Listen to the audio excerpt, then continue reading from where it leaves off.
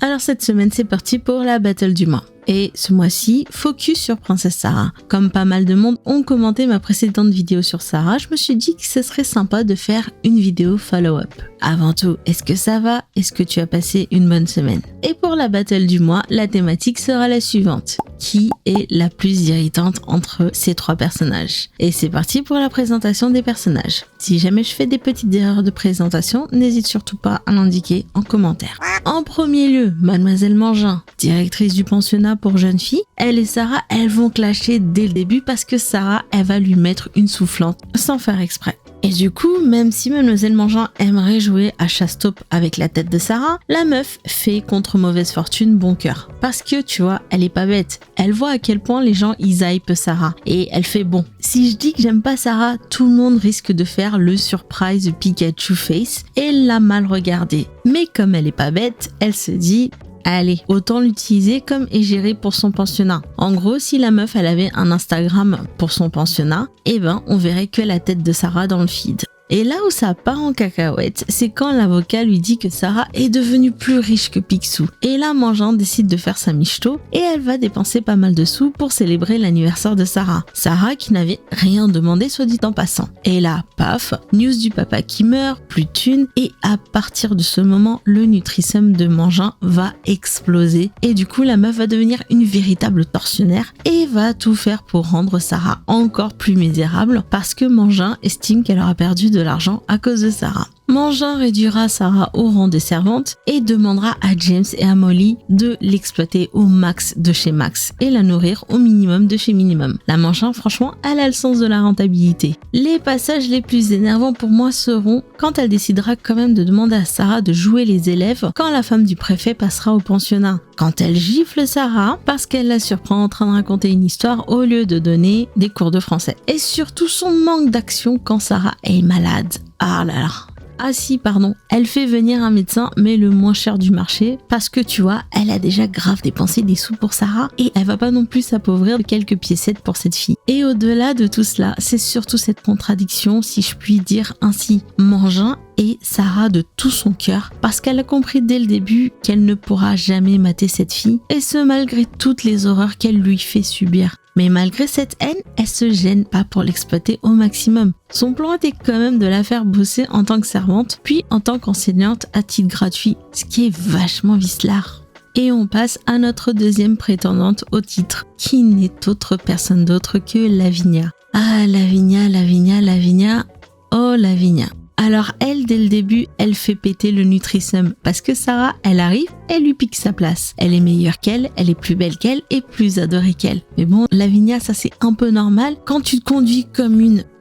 c'est normal que les gens ne t'aiment pas. Bref, la Lavinia se voit reléguée au rang de numéro 2 et ragera à l'intérieur jusqu'à la chute de Sarah. À partir de ce moment, Lavinia deviendra la reine des poucaves et ne fera que la balancer dès que Sarah fera un peu de travers, même si elle avait déjà un peu fait ça avant. Ce qui est choquant, c'est ce level d'obsession qu'a Lavinia vis-à-vis de Sarah. Tout ça parce que Sarah ne s'effondre pas devant les malheurs qui lui arrivent. Et du coup, elle ressentira ce besoin perpétuel de l'enfoncer pour l'avoir craqué. Et pourtant, elle essaiera sans cesse de surpasser la Sarah riche, en allant jusqu'à occuper son ancienne chambre, porter des robes luxueuses. Franchement, Lavinia, ça fait un peu beaucoup borderline stalker ton comportement. Bref, je pense que le moment où je l'avais vraiment haï pour ma part, c'est quand elle a osé demander Emily en guise de cadeau d'anniversaire et aussi quand elle demande à Sarah de devenir sa femme de chambre. Oh là là là là, comment mon sang a bouilli, j'avais envie de la frapper. Je suis désolée, je sais que la violence c'est pas bien, mais j'avais vraiment envie de la frapper.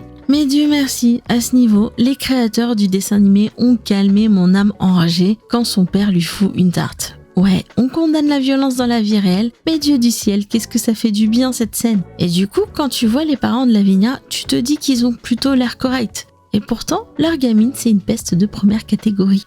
Et là, on passe à notre troisième prétendante au titre qui n'est autre que Sarah elle-même. Alors à la base, je n'avais pas trop l'intention de la mettre, mais en regardant les commentaires, je me suis rendu compte que beaucoup étaient aussi frustrés que moi devant Sarah. Et je pense aussi que beaucoup d'entre vous penseront qu'elle n'a pas sa place dans cette battle. Et si c'est le cas, t'inquiète, je mettrai une timeline pour que tu puisses sauter directement à la conclusion. Bref, Sarah, la gentillesse incarnée, qui fait face à ses bourreaux au KLM pendant ses moments de misère. Je pense que Sarah était censée être un modèle de résilience face à ses malheurs, et autant on comprend qu'elle n'a aucun autre choix que de subir ces maltraitances parce qu'elle le dit elle-même, elle est obligée de rester dans ce pensionnat en attendant de recevoir une réponse des Indes. Mais autant il y a des moments, tu te dis, mais meuf wesh, tu nous fais quoi là? L'un des moments les plus frustrants était quand elle décide de donner Emily à Lavinia. Mais Sarah, tu te rends compte qu'elle va la jeter, Emily, par terre dès que tu l'auras confiée entre ses mains? Mais je crois que le plus frustrant, ça reste quand même la fin. Lavinia qui arrive au KLM qui lui dit « Allez, sans rancune » et Sarah qui dit « Allez, après tout, tu m'as fait la misère, mais bon, ça va, ça passe. »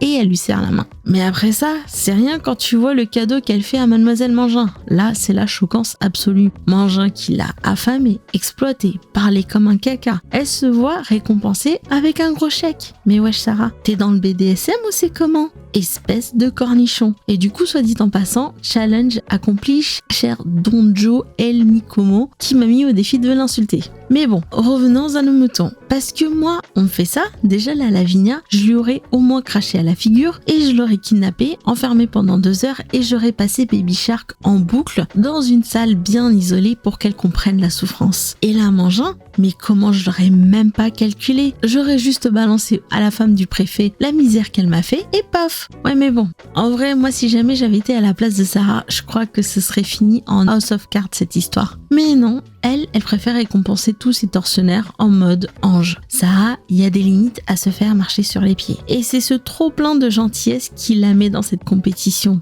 Ok, être gentil c'est bien, mais là, non. En toute sincérité, je pense que Lavinia et Mangin ont dû se dire « Hey, franchement, j'aurais dû y aller plus fort si j'avais su. » Parce qu'au final, ces personnages ne changent pas forcément pour le mieux. Et puis c'est tout quoi. Lavinia, elle se casse, mais peut être fière d'avoir tendu la main. Et Mangin remonte la pente financièrement et elle devient toute douce, toute gentille.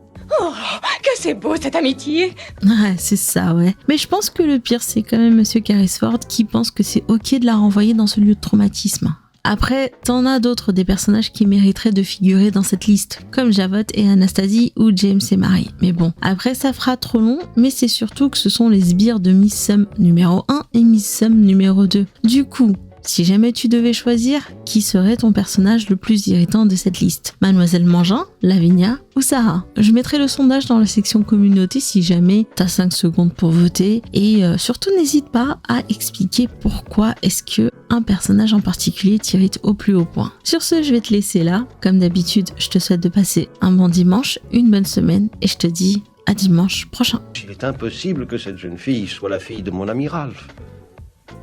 Pourtant, j'aurais tellement voulu.